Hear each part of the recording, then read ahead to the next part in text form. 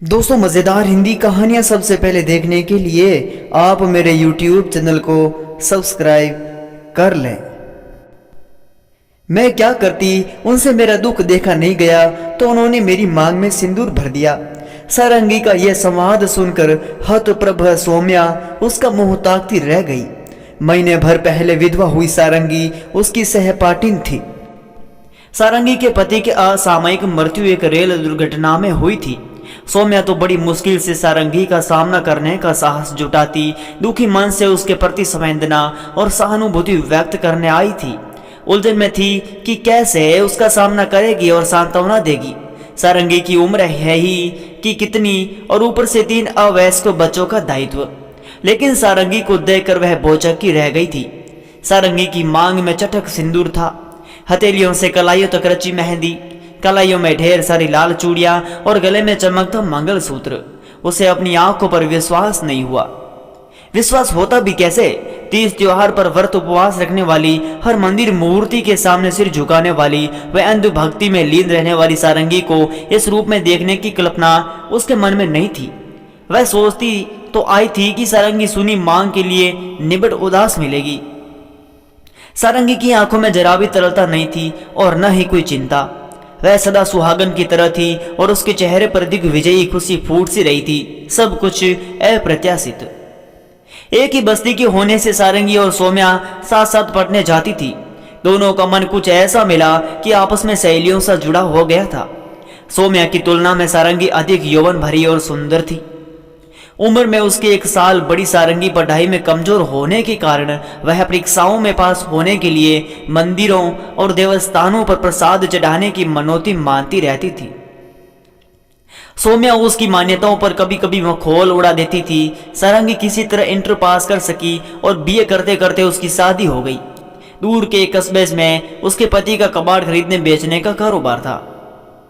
शुरू में सारंगी का मायके आना जाना ज्यादा रहा।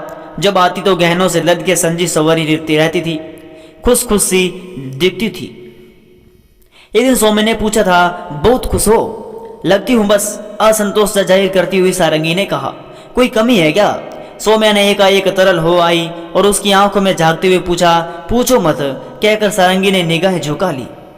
तुम्हारे गहने कपड़े और श्रृंगार देखकर तो कोई भी समझेगा कि तुम सुखी हो। तुम्हारा पति तुम्हें बहुत प्यार करता है।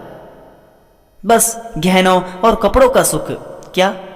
सच कहती हूँ सौम्या, उन्हें अपने कारोबार से फुर्सत नहीं, बस पैसा कमाने की धुन। अपने कबाड़ खाने से देर रात थके हुए लौटते हैं, खाए पिए और नशे में। 2 तरह का नशा उन पर रहता है, एक शराब का और दूसरा दौलत का। अक्सर रात का खाना घर में नहीं खाते। घर में उन्हें बिस्तर दिखाई देता है और बिस्तर पर मैं। बस सौम्या आश्चर्य से उसका मुंह देखती रही।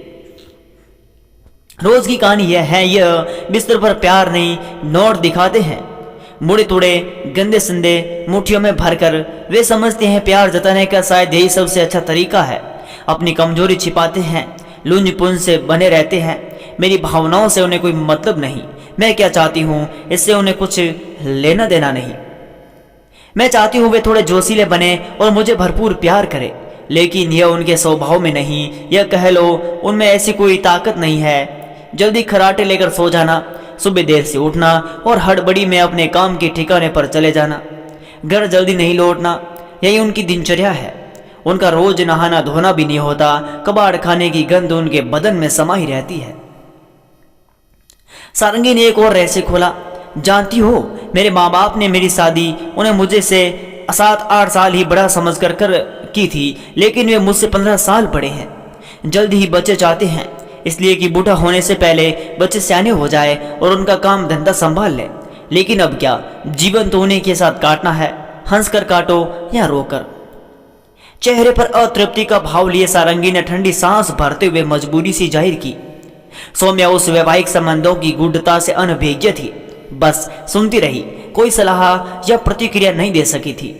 समय बीता। सौम्या बीएड करने दूसरे शहर चली गई और बाहरी नौकरी कर ली। उसका अपना शहर लगभग छूट सा गया। सारंगी से उसका कोई सीधा संबंध नहीं रहा।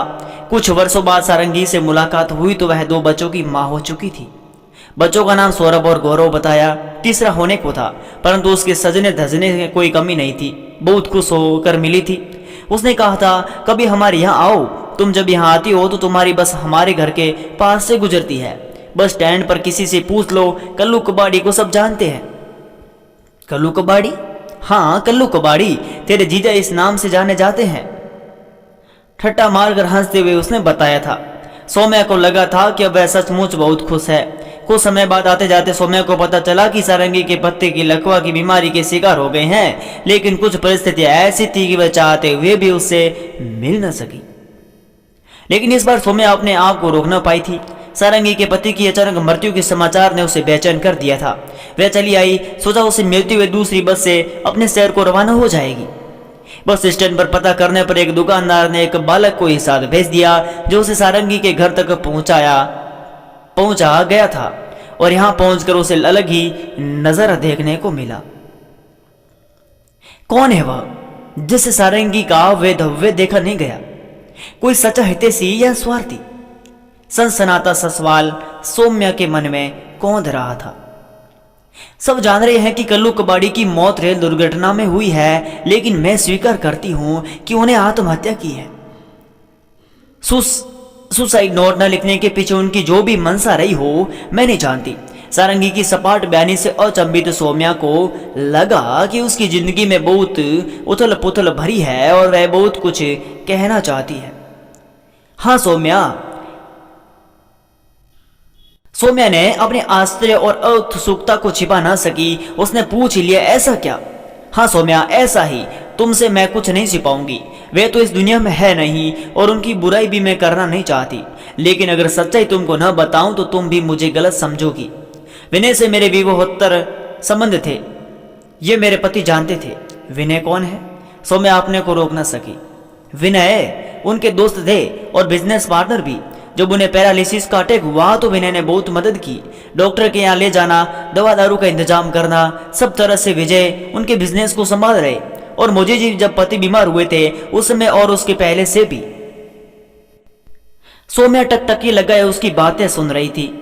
जब सौरभ के पापा की शराबखोरी बढ़ने लगी तो वे धंधे पर ठीक से ध्यान नहीं दे पाते थे और स्वास्थ्य भी डगमगाने लगा।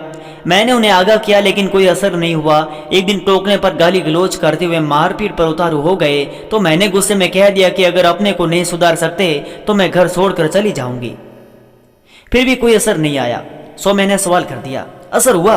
असर ये हुआ कि वे डर गए कि सचमुच में मैं कहीं उन्हें छोड़कर चली न जाऊं। वे अपनी शारीरिक कमजोरी भी जानते थे। उन्होंने विनय को घर बुलाना शुरू कर दिया और हम दोनों को एकांत देने लगे। फिसलन भरी राह को हो तो फिसलने का मोहरा मौका रहता है। मैं फिसल गई, कुछ अनजाने में, कुछ जानबूझकर, और फिसलती चली गई।